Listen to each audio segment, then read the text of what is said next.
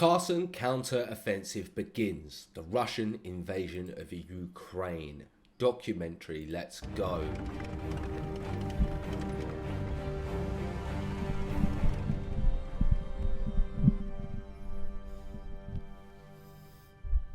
The sixth month of the Russian invasion of Ukraine largely continued with a stalemate.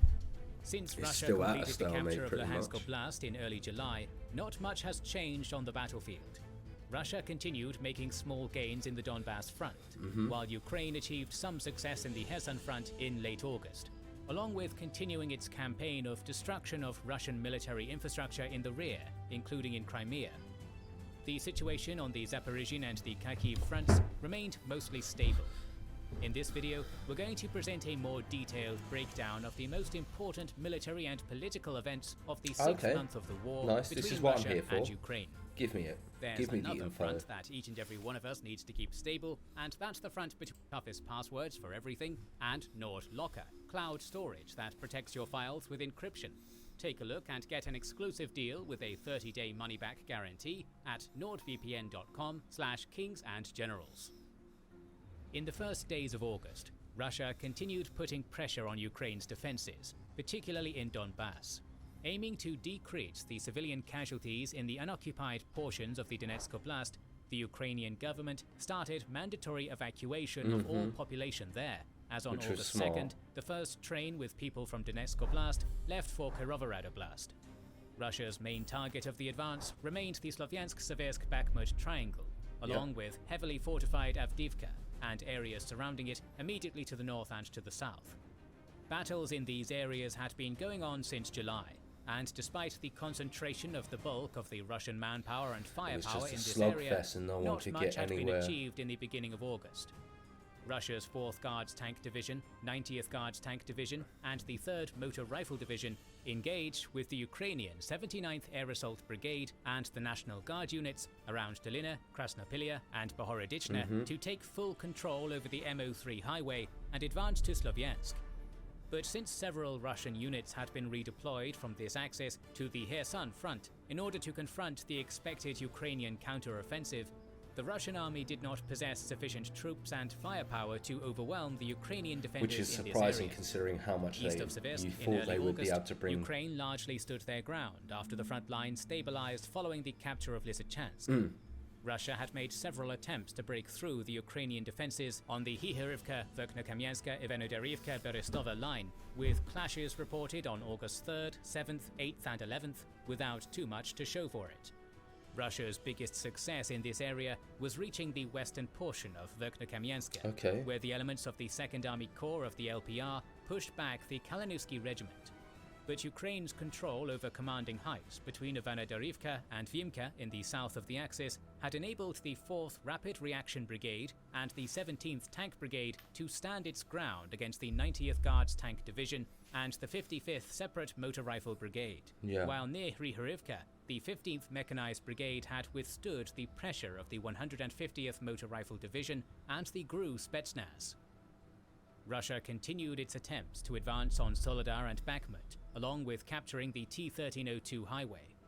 In early August, their biggest success in this area was the capture of the Knauf plant in the eastern outskirts of Soledar on August 9th by the 6th Motor Rifle Regiment and the 150th Motor Rifle Division of LPR, with the support of Kadyrov's Chechen battalions against the 58th Motorized Brigade. To the south of Bakhmut, in the line from Kadema to Vyzhrozdenia, Russia achieved some gains west of Parovska and Klinove, where clashes were reported between the 1st and 8th of August. In this area, the 72nd Mechanized Brigade remained under intense pressure from Wagner mercenaries, the separatist DPR's 5th Separate Motor Rifle Brigade, and the Diesel Battalion.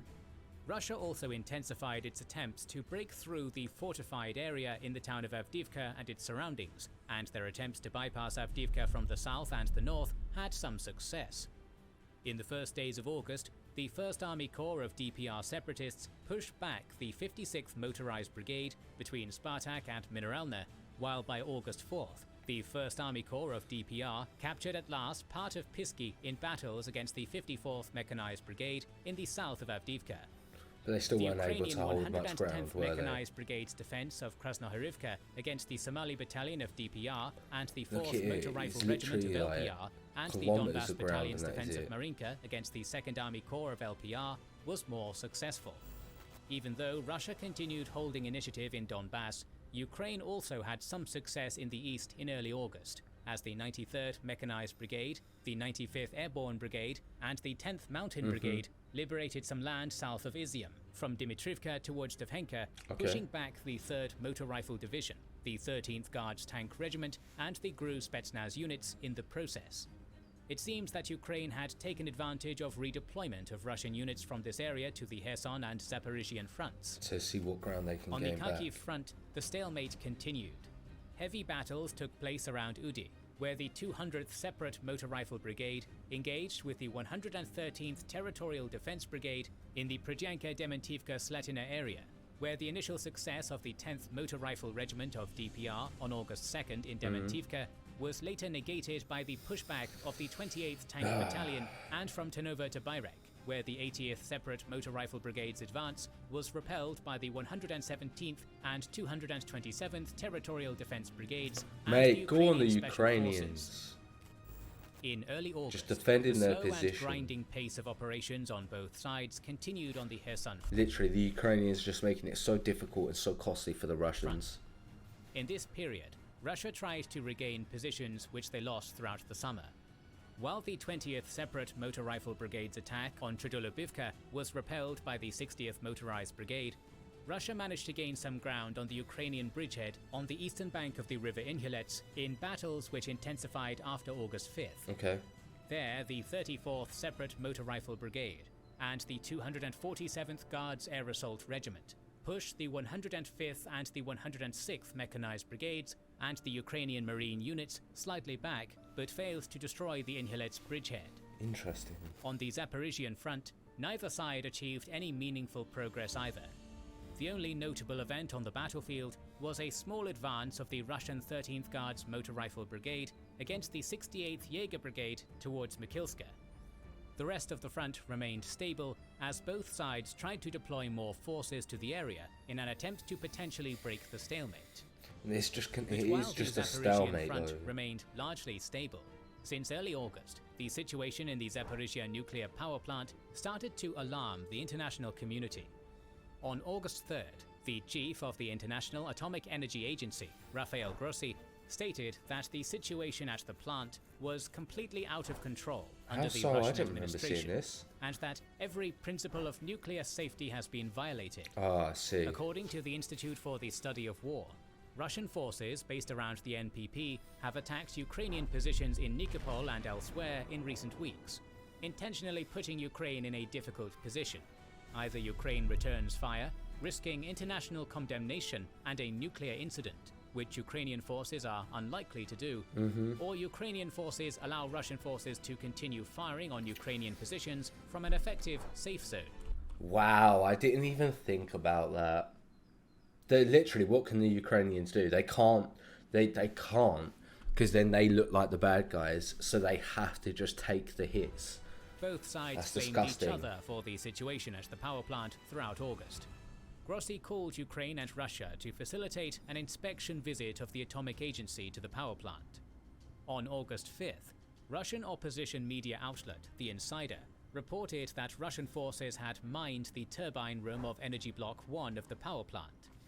Other What do they sources mean by suggest mine? that Russian soldiers, military vehicles, explosives, and anti-aircraft guns were stationed within the plant.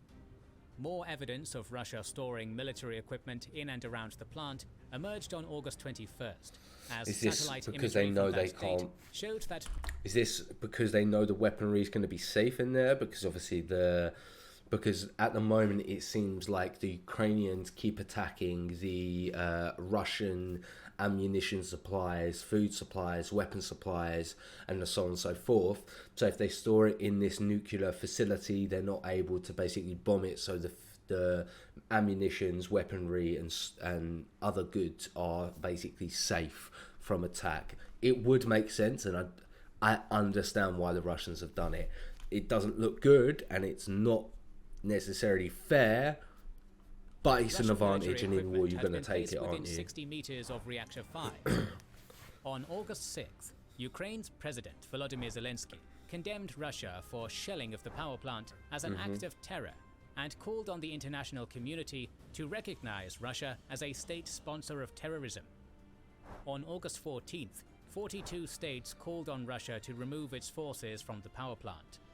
On August 25th, the Ukrainian nuclear operator Energoatom claimed that the Russian shelling had caused fire at ash pits near the Zaporizhian thermal power plant, approximately 5 kilometers from the Zaporizhian nuclear power plant.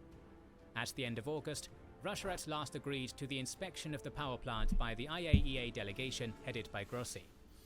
Since shelling of the area occurs quite regularly, and all evidence shows that the Russian army is storing its troops, military vehicles and equipment in the territory of the power plant, the threat of a nuclear disaster is real, and we can just hope that it can be avoided through demilitarization of the Zaporizhian nuclear power plant. How did that go? Have we got any August news in 4th, regards to that now? A prominent global human rights organization, Amnesty International, accused Ukraine of violating the principles of the international humanitarian law by deploying its forces and military equipment in civilian areas and buildings, and firing on Russian positions from there. Oh, so even the Ukrainians have basically... People are saying that they've also broken humanitarian law.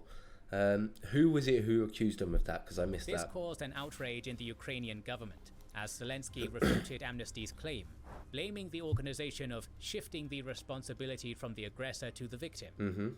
Since Ukraine's only viable strategy, especially at the beginning of the war, when the forces were particularly unequal, was drawing the Russian forces into cities and bleeding them out in costly urban battles, one could question how Ukraine could have possibly avoided a quick military defeat while accommodating all provisions of the international humanitarian they had no choice. Law, they which, literally to put had it to lightly, do what they had Russia to do has for their had no homeland. intentions of observing since the start of the invasion.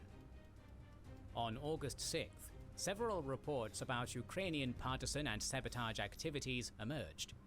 The deputy head of the Russian occupation authorities in Novokakhovka, Vitaly Her, was shot and died soon after. On the same day, an explosion was reported at a police station in occupied Berdyansk. On August 9th, a very important milestone was passed by the Ukrainian army in this war. Earlier in the war, many thought that Crimea was off limits. For more than 5 months, no military actions took place in Crimea. Russian officials explicitly warned Ukraine against attacking the Russian-annexed peninsula. In mid-July, former Russian president and now the deputy chairman of the Russian Security Council, Dmitry Medvedev, stated that in case of a Ukrainian attack on Crimea, Judgment Day will come very fast and hard. It will be very difficult to hide. Nevertheless, on August 9th, at least 9 Russian aircraft were destroyed after an explosion at the Sathy military airbase of Russia in Novofedorivka, Crimea, making it the single biggest loss of Russian aircraft since the Second World War. Oh, that's big. I didn't know about that.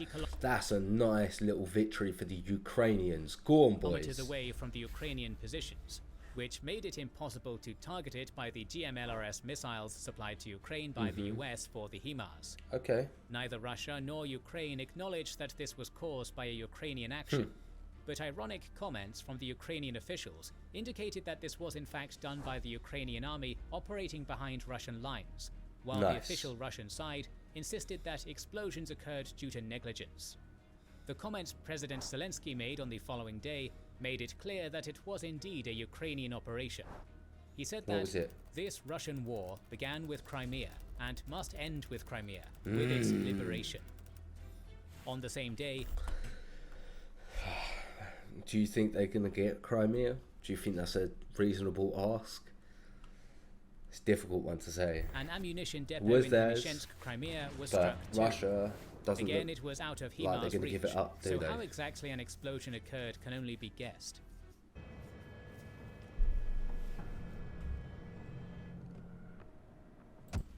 On August 16th, explosions occurred at a Russian ammunition depot in Jankoy district of Crimea and at an airfield near Fardiska, Crimea, and an anonymous senior Ukrainian official told the New York Times that it was another operation conducted by Ukrainian special forces behind Russian lines.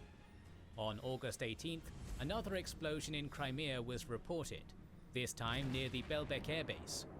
On August 30th, it was reported that an oil depot was hit in the village of Mate, they really went to town. Crimea. Ukraine's operations in Crimea demonstrated that it has grown in confidence to conduct sabotage operations deep behind enemy lines in the region, which many expected to remain out of reach of the Ukrainian army. Moreover, these operations had caused further damage on Russian supplies in the south of Ukraine in preparation for an expected Ukrainian counteroffensive in the Kherson Oblast. According to the Ukrainian main military intelligence directorate, the Russian command had been relocating its aircraft deeper in the Crimean Peninsula and to Russia in order to safeguard them from Ukrainian sabotage operations. The Russian authorities in occupied Crimea also installed checkpoints in Sevastopol to find Ukrainian saboteurs. Really? Okay. On August 12th, they're really Ukraine worried about damaged these the last functioning bridge special operations behind enemy lines. In Kherson Oblast, near the Kakhovka hydroelectric power plant, making it impassable. According to the UK Ministry of Defence, at that point, Russia could only supply its soldiers by 2 pontoon bridges. This paved the way for the emergence of reports that the Russian command on the western bank of the Dnipro River of the Kherson Oblast relocated to the eastern bank. On the same day, they're really elements fucking of up the these 1st supply Army Corps of lines. the separatist The Ukrainians DPR doing gained some some ground from smart Holivka moves towards here. Zaitseva, pushing back the 46th Airborne Brigade. Between August 12th and 14th, heavy fighting occurred south of Avdiivka, where reportedly the 1st Army Corps of the DPR separatists advanced in Pisky and near Spartak and Mineralna. 2 days later, LPR separatists achieved small gains towards Novomikhailovka and Solodka in the south of Mariinka. It is interesting that a day before this offensive, one of the LPR units shared a video where they stated their displeasure about fighting for the DPR-claimed territories. On August 17th, I don't remember that video Russia either. finally dismissed the commander of its Black Sea Fleet, Igor Osipov, after several setbacks, such as the sinking of the Moskva cruiser and the loss of Zminy Island. He was replaced by Vice Admiral Viktor Sokolov. On August 18th, in Lviv, Zelensky met with the Turkish President Erdogan and UN Secretary-General Guterres to discuss the situation around the Zaporizhian nuclear power plant, the grain deal, and potential peace talks with Russia. On August 20th, the Ukrainian government reported that Russia and Belarus signed defense agreements, which stipulated that Russian military aviation equipment would be repaired in Belarus. Between August 21st to 24th, obviously, and because Belarus aren't involved in the war, the Ukrainians can't really attack the ammunitions and all the weaponry and whatever else is being stored in Belarus, so it makes it really difficult 136th Guards Motor for Rifle the Brigade and the Ukrainians. Kalmias Brigade of the DPR separatists recaptured Yehorivka, while in the Kherson front, the 20th Guards Motor Rifle Division pushed back the Ukrainian Territorial Defense Brigades to take control of Blahodashne. Oh, the Russians really put on a push there. The Russian propagandist Daya Dugina, the daughter of Kremlin ideologue Alexander Dugin, was killed in a car blast under suspicious circumstances. Ukraine officially denied any involvement, while the exiled former Russian MP, Ilya Ponomarev, claimed that the attack was conducted by the National Republican Army, a Russian partisan group. Interesting. Nevertheless, the Russian FSB announced fairly quickly that the attack was planned and carried out by the Ukrainian citizen Natalia Vovk, but the only proof they showed was a grainy video of someone resembling Vovk in Russia. Nah, it's the Russian propaganda machine pumping that out once again. Forceful transfer of over 1,000 children from Mariupol to different regions of Russia emerged. Now I've heard about this. These children were transferred to Russia for adoption by Russian families, in a blatant violation of the UN Genocide Convention. On the same day, the administrative building of the so-called Donetsk People's Republic was struck. Separatist leader Denis Pushilin was not in the building at that moment, but 3 people were killed as a result of this strike. On the following day, Russia conducted a missile attack on a railway station in Chaplina, Dnipropetrovsk Oblast, which killed at least 25 people. Also on August 24th, the Russian Defense Minister Sergei Shoigu stated that at the meeting of defense ministers of the Shanghai Cooperation Organization that Russia was deliberately slow in its pace of advance in order to avoid civilian casualties. No, bollocks. Your machine just doesn't fucking work as well as you thought it would, you fucking plebs. Given the Russian negligence for civilian lives in the war in Ukraine so far, the massacre in Bucha, and regular destruction of Ukrainian civilian infrastructure, it is very difficult to believe Shoigu. Exactly. The slow Russian advance is not deliberate. It is a result of heavy Ukrainian resistance. Other evidence of the so-called special military operation not going according to plan was the August 25th decree No, the straight-up invasion, not special military operation, Putin, the invasion. By 137,000. It is unclear how the Russian government was going to achieve this increase without declaring at least a partial mobilization. I'm Such an 90% increase sure they've could done the possibly be conscription though, achieved didn't they? through attracting more people to the Russian army as contract servicemen, or incorporation of new volunteer battalions to the Russian army. The report about the recently formed 3rd Army Corps of Russia being sent to the border with Ukraine also informed us about the Kremlin's unhappiness with developments on the battlefield, as the Russian command hoped that deployment of new units might turn the tide. The expectation was that they were going to be deployed to the Zaporizhian and Kharkiv fronts, where Russian troops were reported to be relatively undermanned. On August 26th, Ukraine struck the Donbass Hotel in the town of Kadivka of Luhansk Oblast. Ukraine claimed that the hotel was used as a barracks and that the strike had killed 200 Russian soldiers. Also on that day, an Israeli private intelligence company shared satellite images showing that Russia had allegedly moved its S-300 air defense system from Syria back to Russia. This may have been an indicator that Russia needed more air defense systems in Ukraine, also in an attempt to minimize the damage from Ukrainian precision strikes. Yeah, they also don't like the drones as well. Like, they needed to make sure that their air superiority, they don't have air superiority, but to try and gain air superiority. In the last few days of the month, battles on several fronts intensified.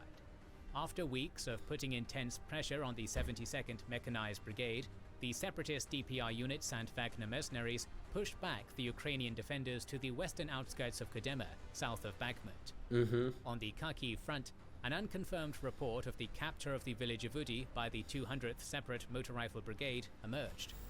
But the most important events transpired in the Kherson front. After weeks of preparation, the Ukrainian army finally launched its counter-offensive to retake Kherson on August 29th. After destroying all of the main bridges connecting Kherson Oblast with the rest of the Russian-occupied territory, Ukraine started targeting Russian pontoon bridges too, in order to prevent any supplies reaching Russian troops in this area. This was paired with a three-pronged Ukrainian offensive along the M14 highway towards the city of Kherson. The Ukrainians really giving it all to the Russians at the moment in this little push. Immediately after the start of the offensive, it was reported that the first line of the Russian defenses, manned by the DPR militia, was overwhelmed in several directions.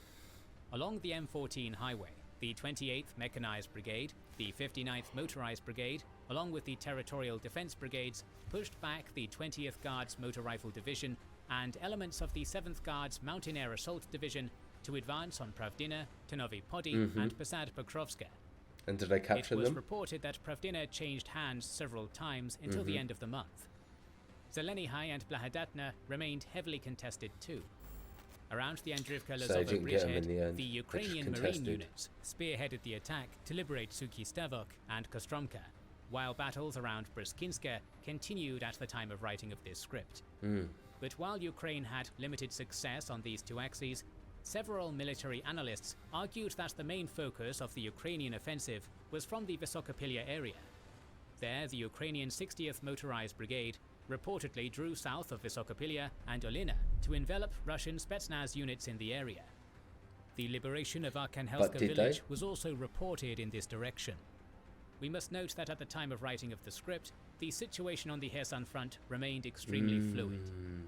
The Russian government and Russian military bloggers unanimously claimed that the Ukrainian counter-offensive had failed with heavy losses, while the Ukrainian government had been very tight-lipped about its progress or lack thereof. I see. But it is notable that the Ukrainian officials have warned against expecting a lightning-quick offensive. According to them, the Kherson counter-offensive is going to be a slow and systematic effort of diminishing Russian manpower and firepower in the region, which was going to lead to its eventual liberation. We'll talk about the Kherson counter-offensive in detail in the coming weeks, as right now we're trying to confirm what is transpiring in the region. On the diplomatic front, on the first day of August, the UN and Turkey brokered grain export deal between Ukraine and Russia saw its first results. On that day, the first Ukrainian vessel carrying grain left Odessa and headed to It was a good deal while it lasted. Lebanon. In the first week of August, 7 more ships carrying Ukrainian grain and corn left Ukrainian Black Sea ports to transport this vital product to international markets. Also on August 1st, the US announced its 17th aid package to Ukraine, worth $550 million, which included ammunition for M777 howitzers and HIMARS. Along with that, German Mars 2 multiple rocket launcher systems and 4 additional HIMARS arrived in Ukraine. Incredible. But even though Western arms support to Ukraine has been regular, President Zelensky's comments on August 2nd made it clear that Ukraine needed more. Zelensky claimed that despite the support, Ukraine had still not reached parity in heavy guns and firepower with Russia. This is very much felt in combat, especially in Donbass. It's just hell there. Words cannot describe it. I can only imagine what it's Throughout like August, on the actual Ukraine's front. allies announced additional military aid to Ukraine. I really like the map that they've got here with the little shine effects on the water and August everything. 8th, 19th and 24th, the United States announced its 18th, 19th and 20th military aid packages to Ukraine, which included more HIMARS, M777, NASAMS and HARM rockets and shells, Javelins, Scan-Eagle surveillance drones, Claymore mines, 6 NASAMS air defense systems, more artillery systems and vehicles. The 20th Insane. military aid package, dedicated to the anniversary of Ukrainian independence, is particularly notable for being worth almost $3 billion. On August 10th, British Defense Secretary Ben Wallace pledged 2 more M270 MLRS. On August 11th, the Northern European allies of Ukraine raised 1.5 billion euros for military aid to Ukraine. On August 13th, Swedish Defense Minister Peter Hultqvist stated Sweden's readiness to directly produce weapons for Ukraine. On August 24th, still British Prime Minister Boris Johnson pledged an additional £54 million of military aid to Ukraine. Ukraine's Western allies continued to provide military supplies to Ukraine throughout August, and there is no indication that this is going to stop. And it should be noted that the Ukrainian military aid through the Ukrainian Lend-Lease Act had not started yet in August, as the Ukrainian government officials predicted that Lend-Lease supplies will start arriving in the fall of 2022. I need to tell you something. It's about my Muller rice. I want it warm. Nonsense! The microwave is for soup or drying socks. I want mine warm too. Muller, love every bit. Save on the latest new and refurbished tech at Music Magpie. Smart for you, smart for the planet. Western military support has allowed Ukraine to inflict significant damage on Russian military infrastructure in Ukraine. I think the Western support has also helped the Ukrainians actually even stay in the fight, to be fair. As Ukraine continued targeting Russian ammunition and oil depots. Explosions were reported at the oil depot in Makivka on August 3rd, near Oleshki on August 5th, at the Antonivsky Bridge on August 8th, at Chonha on August 10th, at Vesela on August 11th, at the Russian base in Tokmak and ammunition depot in Rodikovka on August 15th, at an ammunition depot in Ambrosivka on August 18th, at ammunition depots in Donetsk and destroying these on August ammunition 22nd, depots. at the Antonivsky Bridge again on August 25th, and across Kherson Oblast on August 27th. Mate, these special forces for the Ukrainians doing all the work in the back, mate, you've got to give these boys their due. They probably won't be named, but they are doing bits. A whopping 48 HIMARS and M270 strikes were conducted by Ukraine from August 29th to 31st. This list is by no means exhaustive. Ukraine continued using HIMARS and other MLRS provided by the West successfully to diminish the Russian firepower and destroy key supply lines. For instance, according to the Russian-appointed Kherson Occupation Administration official Kirill Stremisov, the Antonivsky Bridge, which is a key line of supply for Russian troops stationed in Kherson Oblast, had been closed to traffic since July 26 to 27. However, Ukraine was not the only country that got foreign military supplies in this war. Several reports of Iranian drones being purchased by Russia emerged throughout August. On August 2nd, unconfirmed reports claiming that Iran had sent the first batch of its drones to Russia for testing in exchange for Russian Su-35s emerged. 3 days later, the advisor to the Ukrainian presidential administration, Alexei Arestovich, claimed that Iran had supplied 46 drones to Russia.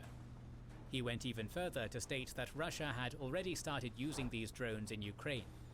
According to Arestovich, this included Shahed 129 strike drones. On August 29th, How many planes did they the get Washington for it? Post cited Su-35s. unnamed security officials from the United States and its allies who suggested that on August 19th, Iran delivered at least 2 types of drones to Russia, most probably Shahed 129 and Shahed 191 strike drones, along with Mahajer 6 strike and surveillance drones. The report also noted that the Russians were not satisfied with these drones. Nevertheless, this was the first claimed foreign weapon supply to Russia since the start of the invasion. Why were they so annoyed about the war in Ukraine has been weapons? raging Were for they over just not up 6 to months. Neither side managed to break the stalemate throughout August. Russia continued to focus on grinding through the Ukrainian defenses amid heavy losses in Donbass, while Ukraine finally started its long-awaited counter-offensive in Kherson. The status quo in the Kharkiv and Zaporizhia fronts remained largely unchanged. According to the Institute for the Study of War, since restarting its offensive operations on July 16th, Russia had managed to capture only about 450 square kilometers, 0.08% of Ukrainian territory, and in total controls about 19.48% of Ukraine. Literally barely anything.